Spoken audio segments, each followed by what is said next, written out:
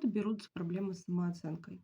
Почему мы вдруг вырастаем взрослыми, которые не любят себя, не принимают себя? Зачастую, конечно же, это берется из детского возраста. Во-первых, это взросление в дисфункциональной семье. Одна из самых частых причин. Дисфункциональная семья — это семья, которая не может нормально выполнять свои функции. Какие функции, например, там у родителей в контексте самооценки? Родитель дает понять ребенку, что каким бы он ни был, он его любит. То есть родитель дает безусловную любовь.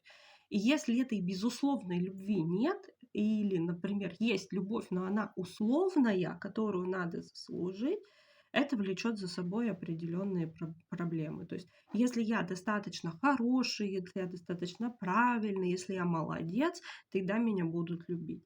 И в итоге все это вырастает, например, в достигаторство. То есть если я сейчас достигаю, то меня будут любить. И тут вот такие люди-достигаторы, которые на самом деле сами-то внутри себя не очень любят, но чем больше они делают, ну, то есть их степень любви зависит от того, насколько много они делают.